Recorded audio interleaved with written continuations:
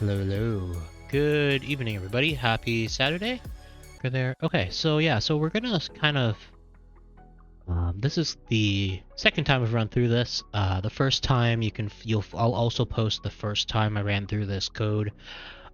Shiny server. It was kind of announced then, so there's actually some valuable discussion that kind of happens and a little bit more experimentation.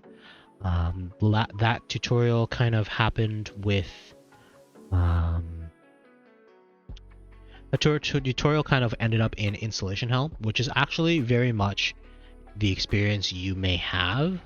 So it could be worthwhile if you have trouble to kind of go back and watch the full uncut, like the full Tan goes through this for the first time, because it will kind of demonstrate my thought process about debugging things. But the goal for the next hour is to kind of run through setting up a whole new Shiny server from scratch. We'll attach a domain name to it. We'll add an app that I have. We'll pick, it doesn't really matter what app, but we'll just put an app that I have on that server. Make sure it routes to Nginx, and we'll set up the domain name to point to that. We'll set up an RStudio server to point to that, and hopefully that is everything. So there's a lot of prior work that has been done to this for this sort of guide. This isn't the latest and greatest in DevOps, but it's meant to give you a good example of what setting up a server is like, and what goes on inside of a server, when what parts you need to kind of configure when you're setting up a Shiny server. There are different approaches to setting up a Shiny, a server that can deploy apps. ShinyApps.io is kind of the common one. It does limit you to 25 active hours per month and 5 apps in total. This Shiny server will be unlimited in terms of active hours and unlimited in terms of the number of apps you can put on. It does cost you some kind of money. There are free options, so we'll discuss that in a second. But ShinyApps.io, their paid tier bumps that limit to, is the paid tier I think costs $9 US per month, and then limits you I think to 10 apps or 100 apps. I can't remember. I did look this up. We can actually look at it again. Their paid tier gives you up to 25 applications and 100 active hours, which is not bad. But for 100 active hours may or may not be very much, depending on what kind of application you want to do. And at this price point, at $9 a month, I personally strongly recommend that everyone give the Linux server approach, which I'm about to demonstrate, a go. And I think it's worthwhile to give it a go because I think it's kind of the next step to deployment, and you can scale this up as you need to. So from here the next jump is the $39. You kind of run out of that, and then you kind of get into more and more trouble. So you can get quite a robust app deployments experience, and it's actually really useful for your growth as a Shiny developer also, to maintain your own DevOps stack. This will help you communicate with a DevOps team that you're working with. This will help you kind of make the next steps into Docker and containers, and understand what the containers are doing. So if you ever get into the front end and the deployment side of Shiny apps, which is basically what I do at work, this is very much along the same lines. So I think it's really worth it to do the Shiny server app. RS Cloud is kind of the alternative to the RStudio server. Basically, if you have a box that does this, you can also install RStudio on it, and then it will act a lot like RStudio Cloud, but it's permanently yours, where an RStudio Cloud instance may not be. And then RS Connect is like more paid shinyapps.io. In any case, I think this is kind of like the next step after outgrowing free tier Shiny apps. I think this should be your next step in your learning development. And then we'll kind of continue onward, and then you can go back to RStudio Connect if you want.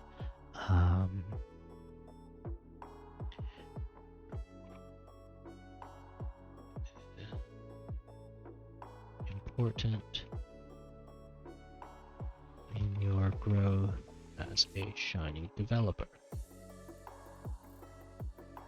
That's kind of what I wanted to do. Okay, so with that said, that's why Shiny Server, and then we're gonna use AWS. The most common cloud providers that I'm aware of are AWS. There's the big three, which are AWS, Google Cloud, and Azure.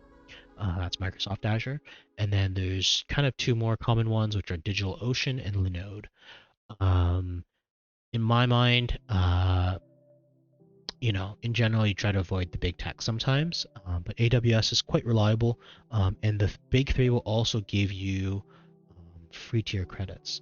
So AWS will give you, I think, up to 12 months of free tier a micro container, so like not a very strong computer, but it's probably good enough for most Shiny apps. It's actually pretty comparable to the machine that a shinyapps.io, like the free tier one, will give you as well.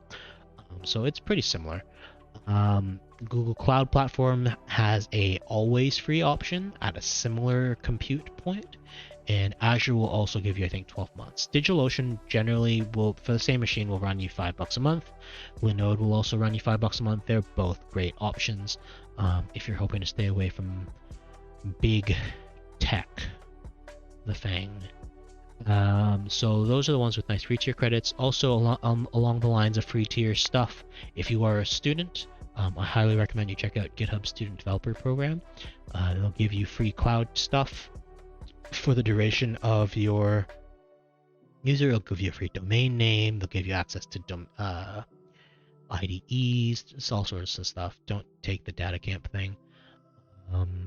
But yeah, so I think it's really worth it if you are a student to explore what's available as a GitHub student dev. Yeah, so I have an app. This is the code, and we'll kind of put the app on the server pretty shortly. I also have a domain name. I used Hover. Hover is often referenced. You can also use GoDaddy or Google Domains. I use Google Domains most of the time. I picked Hover here for the purposes of a tutorial. Have a sale that day or whatever. So the domain we're going to put on is tan.fyi.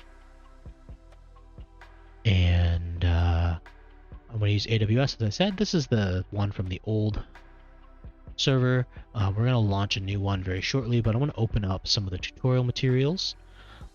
So we got the ultimate guide to deploying a Shiny app on AWS. This one's by Charles Bourdet. I really like the way it explains stuff. I do disagree with some of the things that happen here.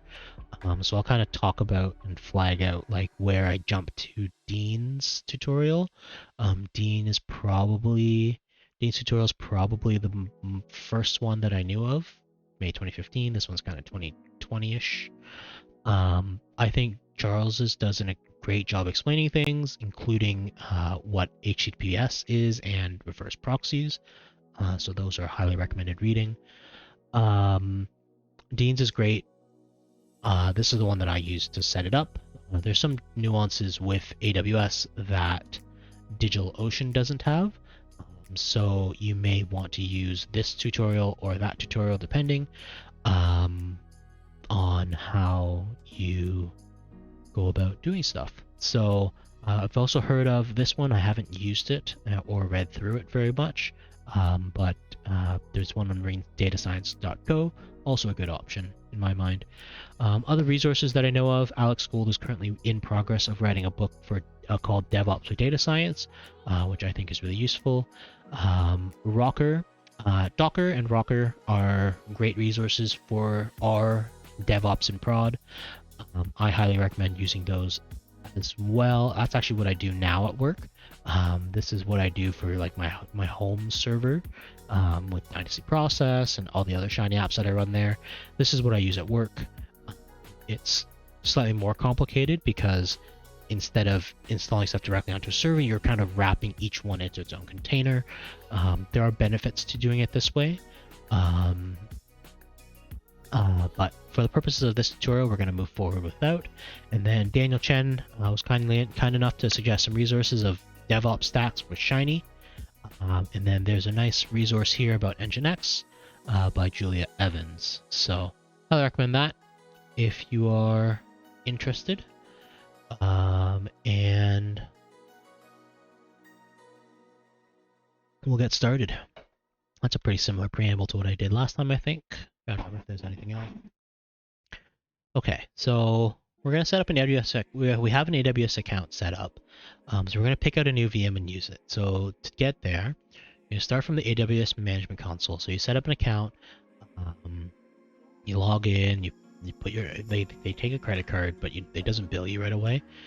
And then we're going to start with go to EC2. So this is kind of recently visited, but if you go to services, EC2 is the very first one. That's what we'll be using today.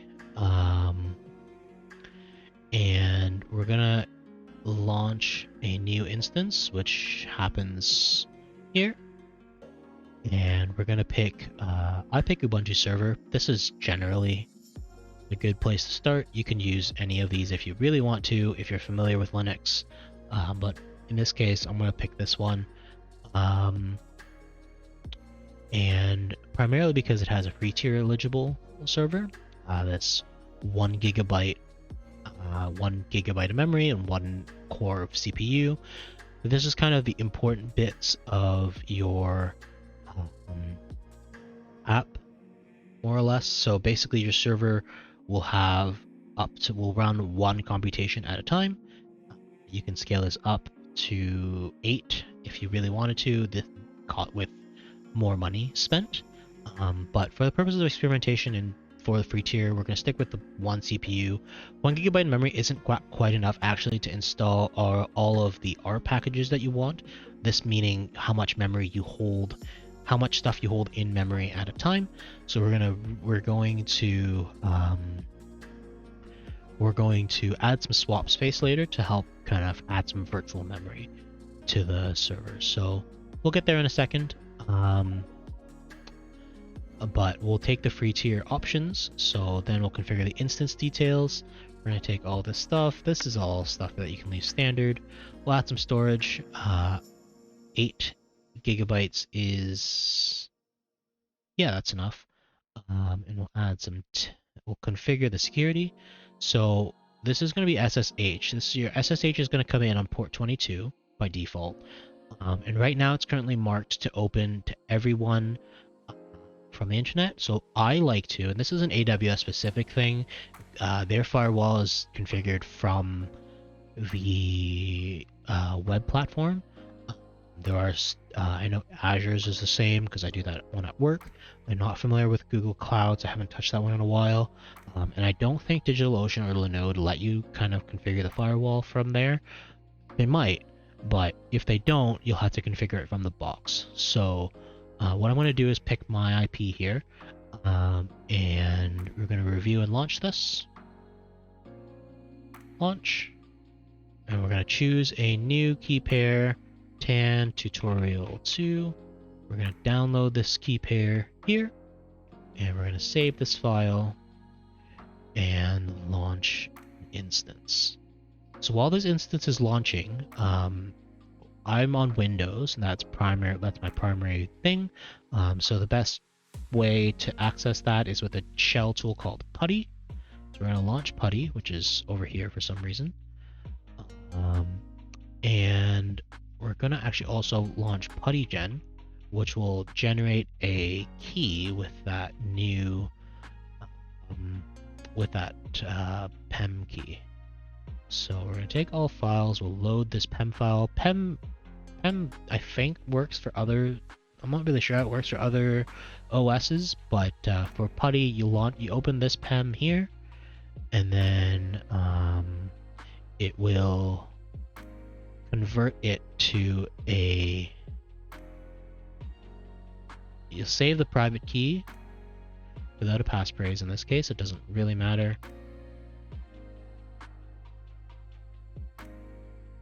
And this will kind of convert it into a format that PuTTY can use. And then you're going to go in and configure this off here with the second PuTTY tutorial, by the PuTTY key. And you're going to go back to session. And we're going to go to this instance.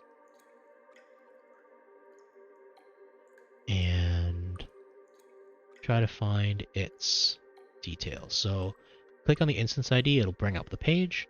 And then in order to access this VM, we're going to copy this IPv4 address and put it in here. We're going to access it on port 22. And we're going to save this as tutorial 2 in case I need to come back to this later. This is on the previous tutorial, so in order to save a session, you can push this here, put that, and then press save. And then it will either overwrite if you have an existing name there, or it'll just save these settings that we just put in. So we're going to open this. It's going to ask me about that. And then we're going to say, okay, so we're going to make this font bigger.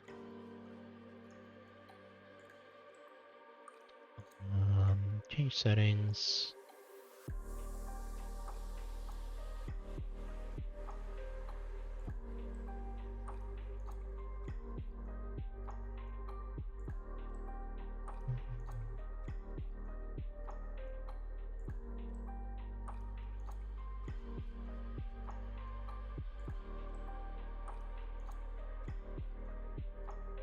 Whoa, that's a lot bigger.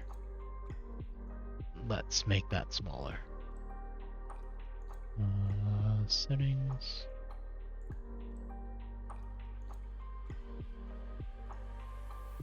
Let's try just like 16. Apply. There we go. A little more normal. Okay, so we're going to log on.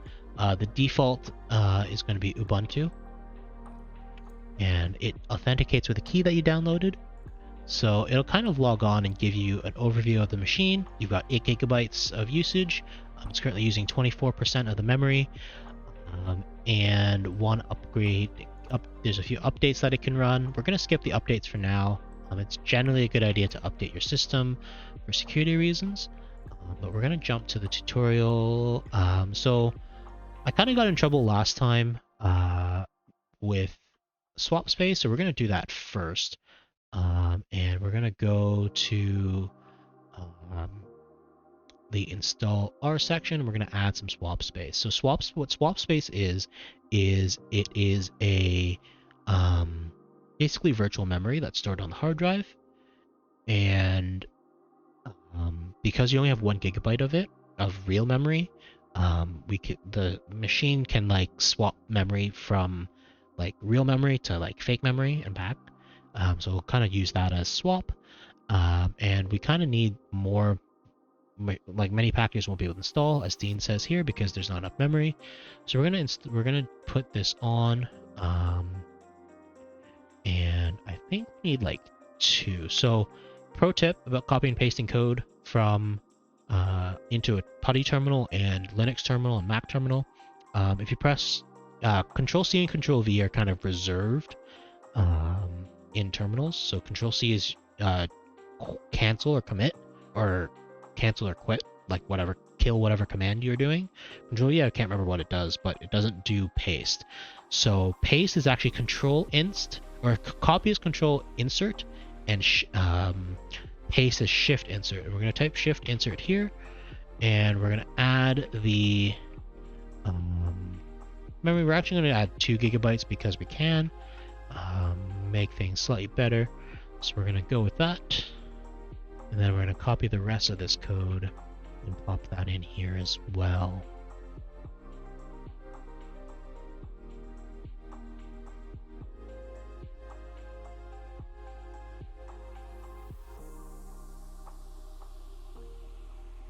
It should be working. It does take a bit of time because it's basically configuring stuff on the server, but hopefully it just works. There. So we've made 2 gigabytes of swap space, and we're going to basically, so when you copy multiple lines, each time there's a new line, it runs the previous line. So this last line didn't get run, so I just press enter here, and we now have that. Another good thing to do that I don't think Charles mentions here is to set up another user so that you can make sure it's password authenticated. So we're going to do add user Tan, sudo add user Tan. We'll put a new password in here.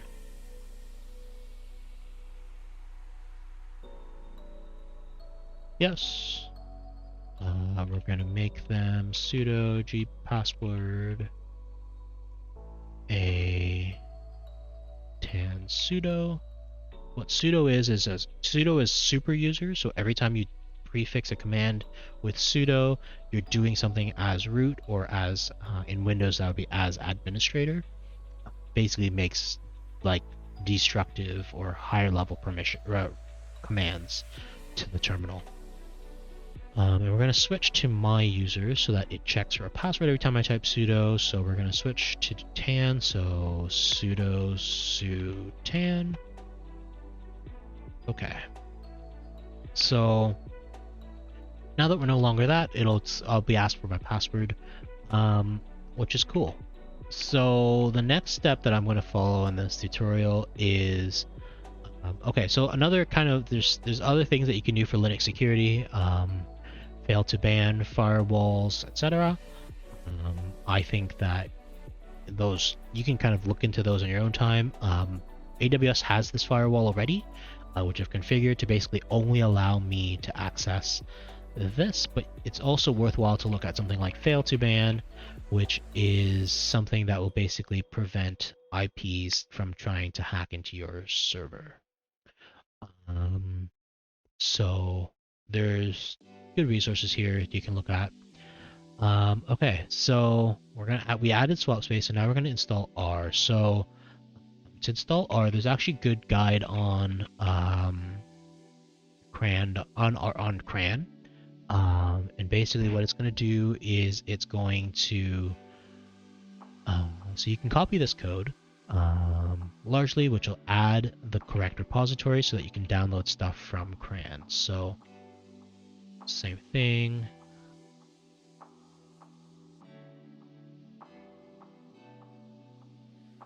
There.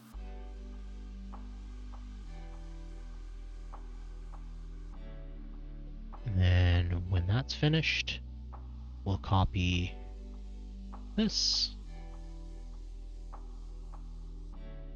sudo that.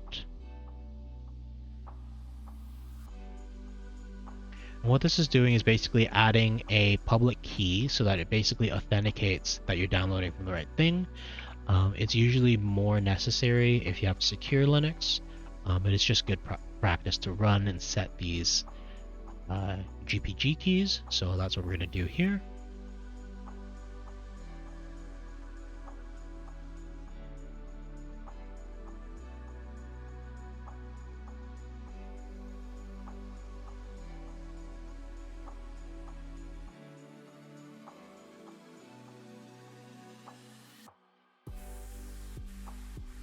Okay, and so if you're following the CRAN instructions, it's only going to tell you to install rbase. But if you want to use anything else, you want rbase dev as well. This kind of tripped me up for a whole bunch on stream the other day. But basically, if you install rbase dev, it'll help you a bunch. And you're going to let that install. Actually installs at a decent clip, which is kind of nice. And when that finishes,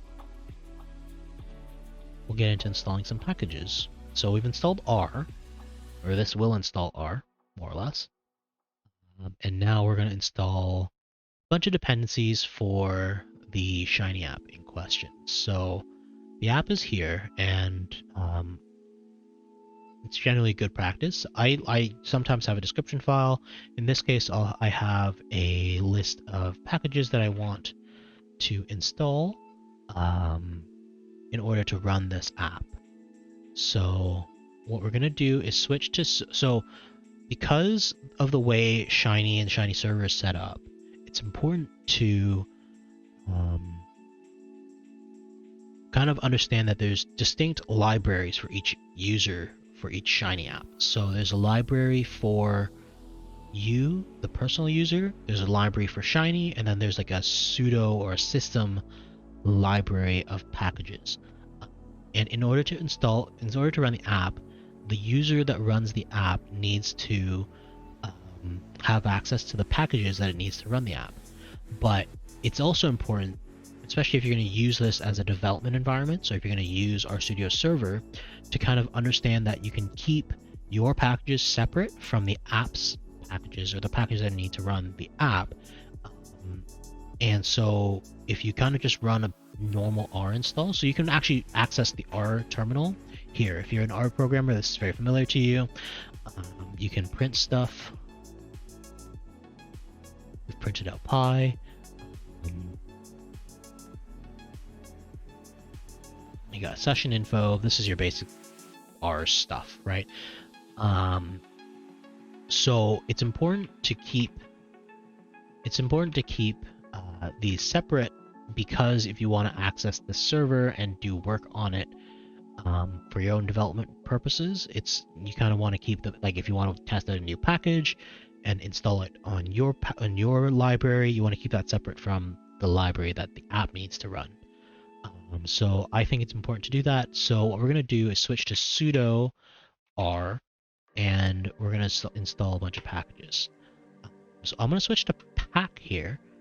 I prefer pack as installing R packages, and if you are new to R streamers, we have a R streamer meme where every time someone says pack, you say pack, pack, pack, or shout pack in the chat. I think we did that a bunch in the other time we streamed, but this stream's kind of late. I'm kind of hammering through the code.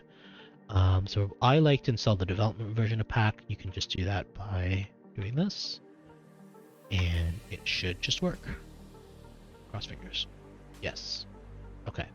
And then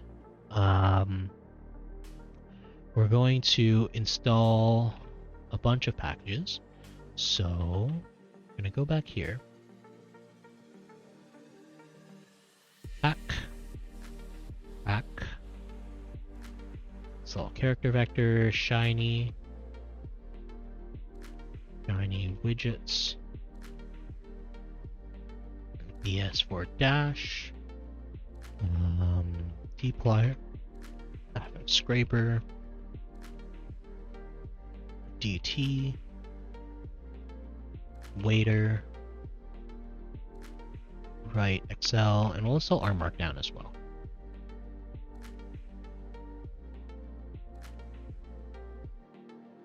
Actually, wait, I forgot. What we're going to need to do is install the package dependencies first. So there's a nice way to do that with pack by running pack pkg package system requirements, and it's going to evaluate this list and return the commands that you need to run. Or it should. I think it happens here.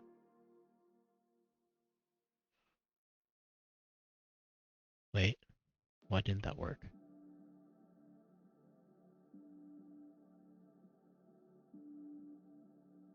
It only works for one package at a time. So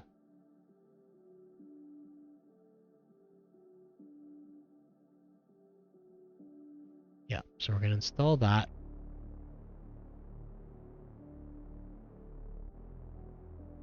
And you can run it with the execute command, and it's going to execute the make call. I think I want to check what dplyr needs. Dplyr, nothing. Okay, cool. So we'll try the pack call again and see what happens. It may have some errors. We're not sure yet. We'll find out.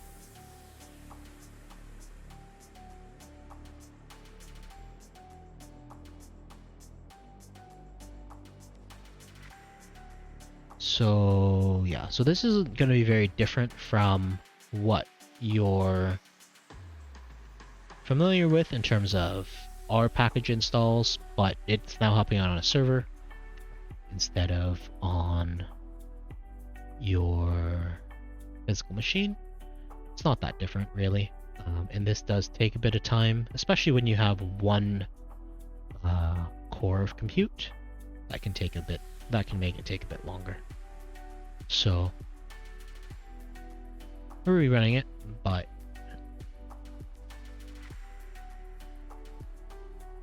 it should be largely okay.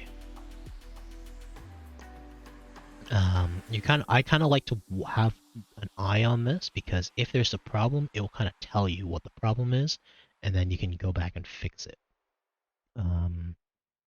So the temptation can be to walk away. I normally just start, opening or browsing Twitter on the side. But it's worthwhile to have an eye on this as you kind of work through installing it, because it can fail, and it's better to catch the failure early so that you can kind of deal with it. Makes sense.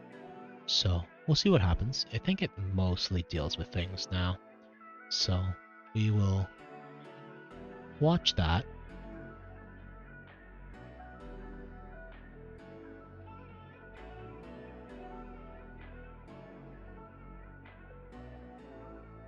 One eternity later. Now we're going to move forward with I really should have set up RSPM, but we didn't, so we're going to quit out of that, and then we're going to set up Shiny Server. So set up Shiny Server.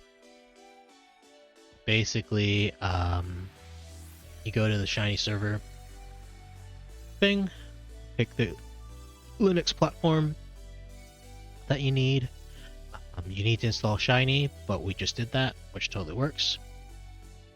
And then we're going to go ahead and install this stuff. So fastest way, again, is to copy this and paste it in here. Remember, Shift Insert does a paste.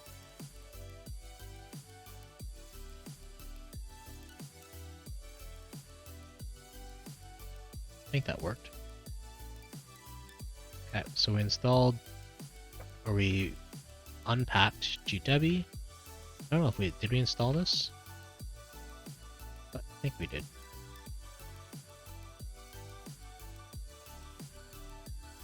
Yeah,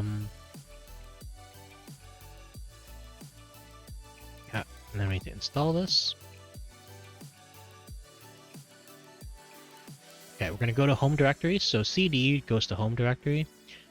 And then we're going to repaste this, and basically it's just going to download the installer for, this is an install file, this .deb file, and then we're going to run the installer with GW. Yes.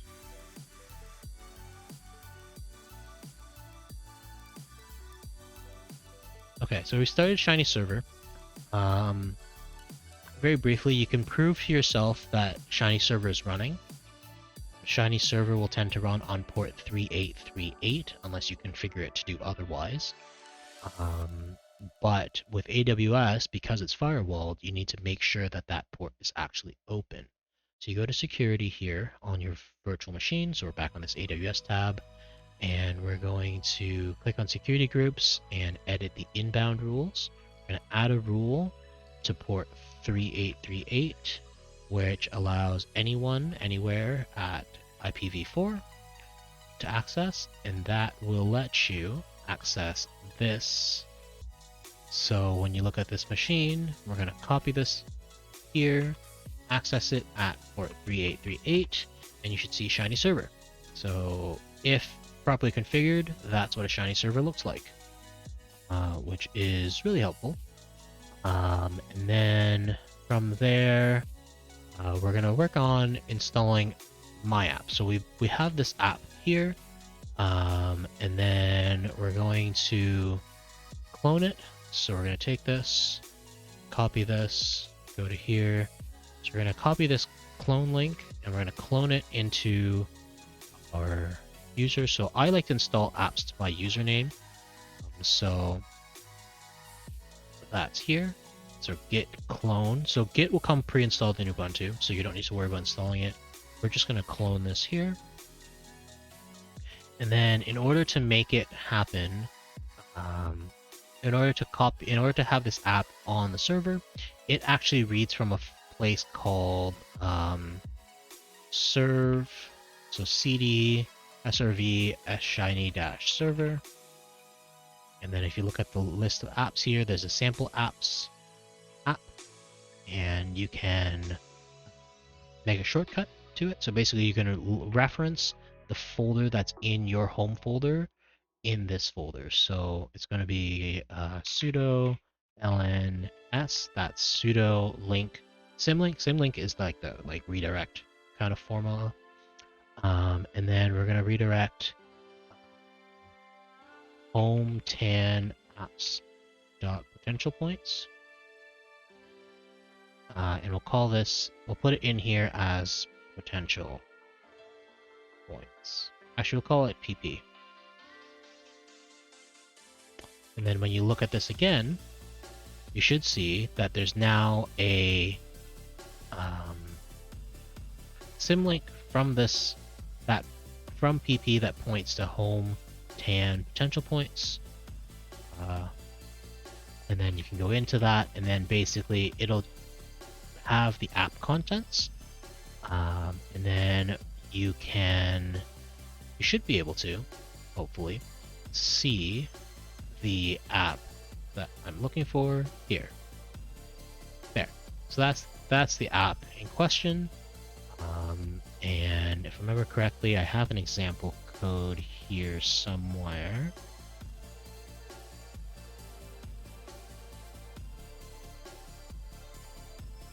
Let me find that ESPN league that I have as a demo up there. And then basically it'll run the code, hopefully successfully, and present you this thing. Anyways, so the app works, more or less. And now, so basically that's how I would interact with all the apps. I would make sure that they go into your home directory and then get symlinked here. So there, you may need some practice with that. Dot here if you're going up a directory. So cd dot kind of puts you, dot refers to the current directory, dot refers to the parent directory. It's just Linux shortcuts here.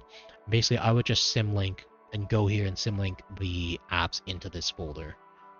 Basically, every time you need a new app. Yeah, so we've covered how to install packages so that Shiny can see the app. We've covered how to install, how to clone your app and interact with it with Git. And now we should very briefly look at the RStudio side of things. So you can install RStudio, again, same thing, by going to RStudio Server and download the server and go to Debian Ubuntu. I'm going to copy this code again. We're going to go back to our home directory and do this so that we don't clutter up anything else. We'll copy paste that, and it starts to run. And then that last line of code you need to run manually. And now we're installing RStudio.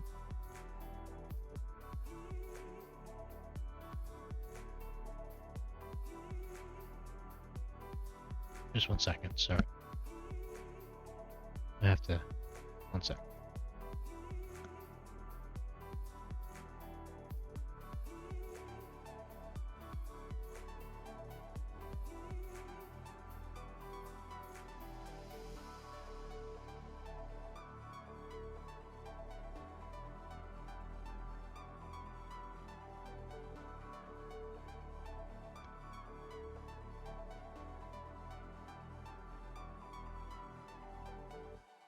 Okay, so now we've started RStudio Server.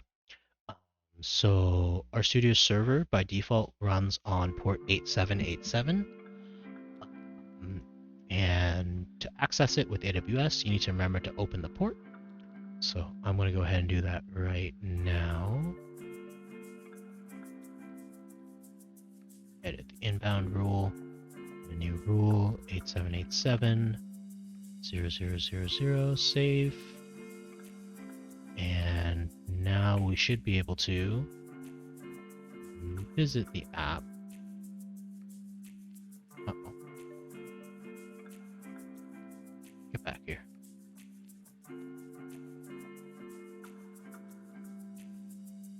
App port 8787.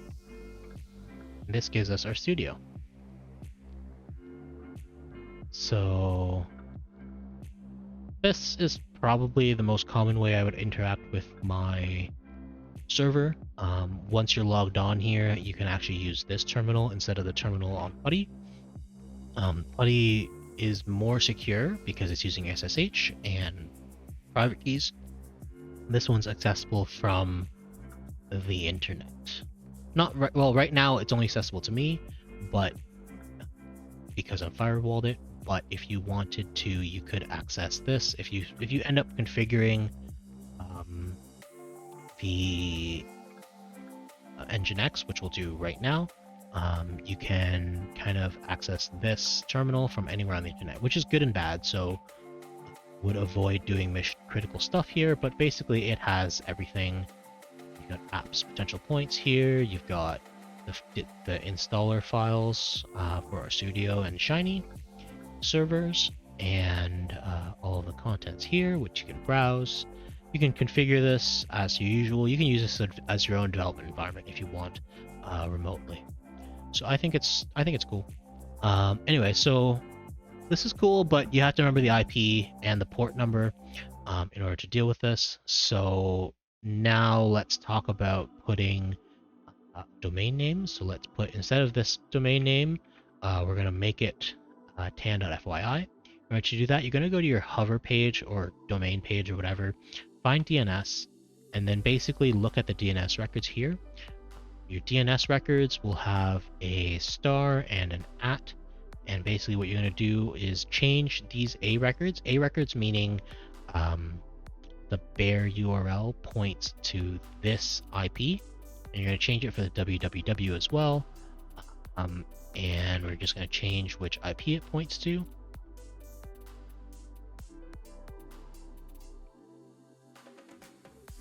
Cool. So now when you go to tan.fyi, it should take you to that server. Not sure how quickly the changes happen. Sometimes it takes a little bit of time to do this, and then if you mess this up, like Facebook did the other week, it will take forever for you to access a certain server. But basically, so far we've got a virtual machine on AWS that has RStudio Server console on it, so you can use this as your development environment. You can run, you can run dplyr, or you can install more packages. You can do whatever you want. And we also have an app that currently lives at 3838 TP, and then basically you can, install your Shiny app here. So how does Rocker come into play? It doesn't at this point. Rocker is kind of an alternative way to deal with this. But basically Rocker and Docker really would kind of have different containers to run each thing. So right now you're kind of installing everything directly onto the machine, but a Docker-based installation would have separate containers that you would install the containers on instead of manually configuring each component. So basically the installation is managed for you, which is really nice because Dirk Edelbeutel is a lot better at stuff than I am and maintains the security a lot tighter. So it's always good to leverage that. Okay, so we're going to install that. So we've installed the domain name. So this should also take you to this IP is also the same as tan.fyi. And so now in order to deal with the 3838 part. This is the part that we call reverse proxies, and basically every app kind of has an open connection to a port. It like binds itself to a port, and then you access that app on a port. But there are 65,336 different ports, and it's impossible for the user to remember that. So instead, we try to use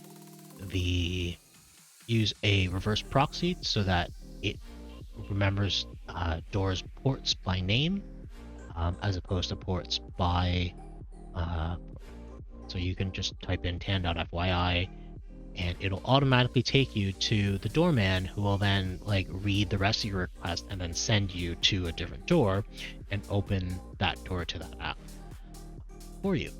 So it's kind of nice. And we're gonna set that up on Putty here because we're just gonna keep rolling with Putty for now.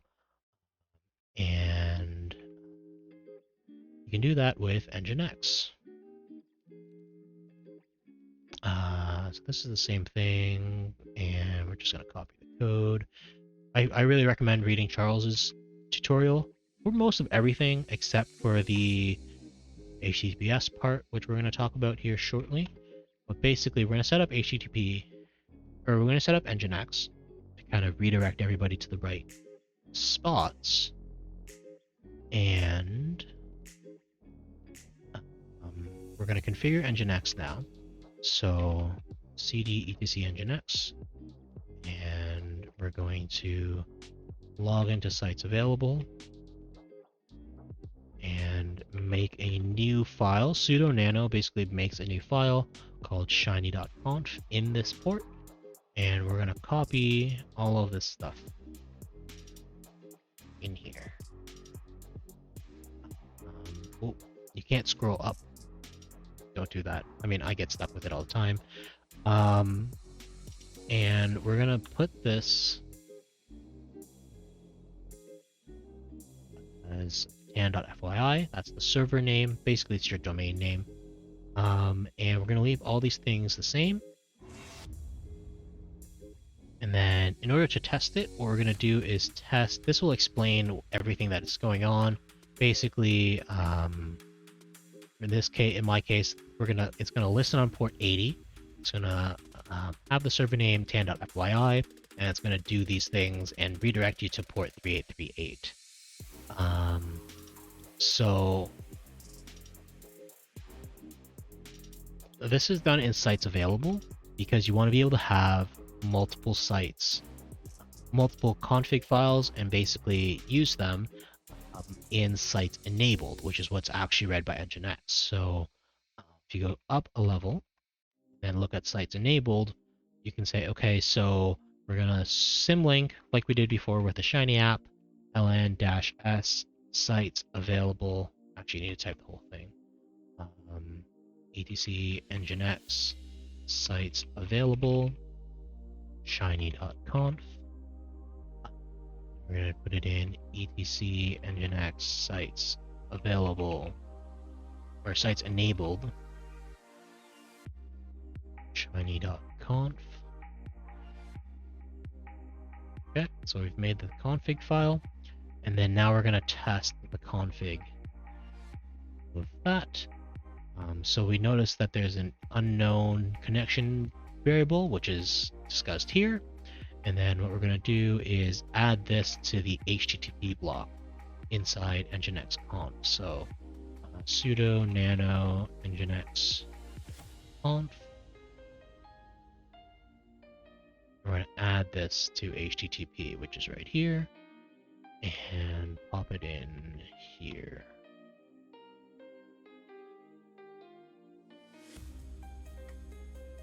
Always a good idea to match the indentation, so we're going to do that.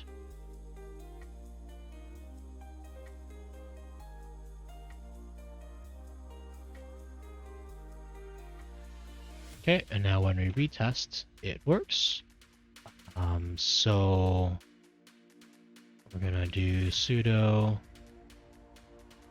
system control, restart Nginx. And again, with the AWS system, you need to open the firewall port.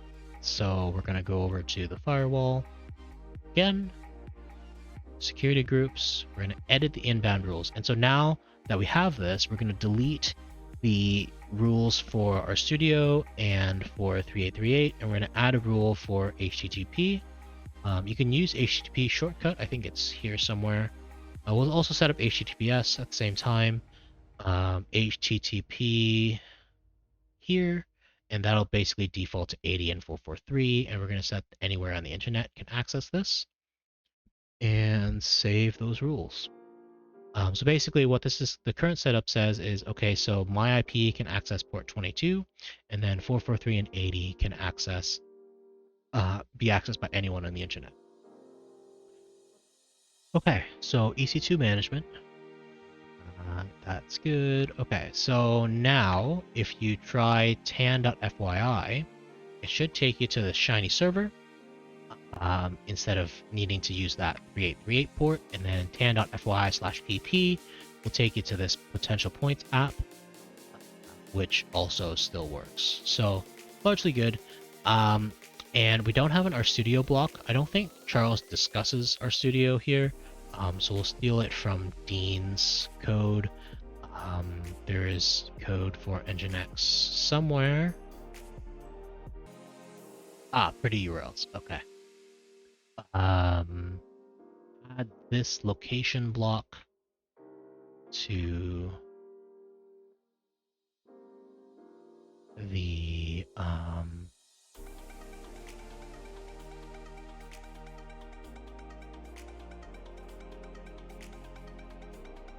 we're going to add this location block so that RStudio gets redirected. We're going to steal it from Dean because we can.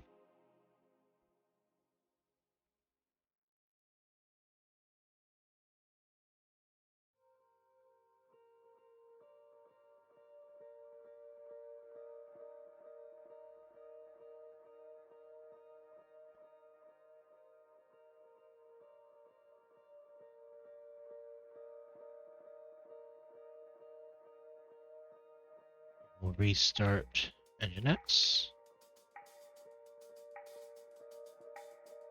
Sudo systemctl restart Nginx. Restarts Nginx. And so now, not only should we have pp here, but we should also have RStudio. And now we can access RStudio. Whoa. Alrighty. So, okay, so that seems to work. So we've now installed that. And then the very last thing that I want to cover in this tutorial is installing HTTPS. And that's actually done with certbot. So when you go to certbot, it'll kind of figure out how to get the instructions. So we'll go to, we're running Nginx on Ubuntu 20.04, and basically you're just going to follow these instructions and it'll automatically change your Nginx file to work with HTTPS, which is really nice actually. So it's installing core for snap, yes, and then we're installing certbot.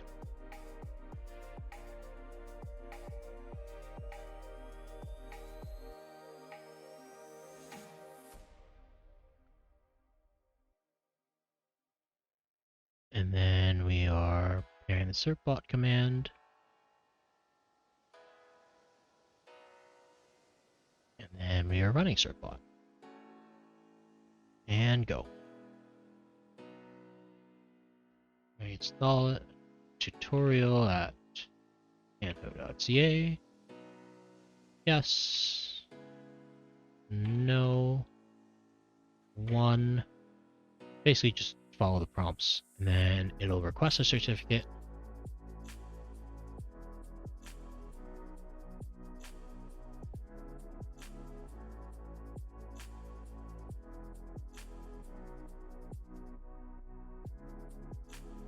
Hopefully. Doesn't normally take that long, but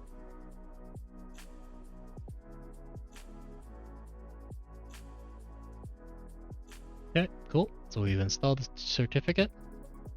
And now when you go to tan.fyi, it should appear with a lock in the corner. And that basically just means it's running on secure mode. And you can change that and access the app and also access RStudio as well. I think that's everything I mostly wanted to cover. Other common questions that I get: how do you change what this page does? So this page, tan.fyi, is actually in server, shiny-server. But it's referring to this index.html.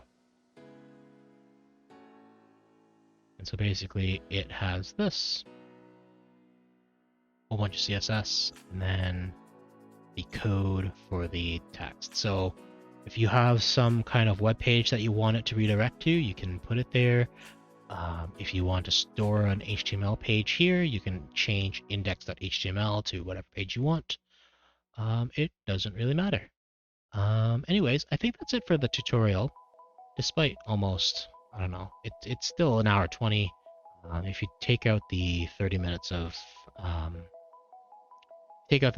package install, it's about an hour of active time, which is not a bad time investment. Hopefully that's helpful. I know a lot of people are kind of like, okay, I have Shiny apps, what do I do now? And this is kind of the next step beyond letting RStudio do the work of DevOps for you.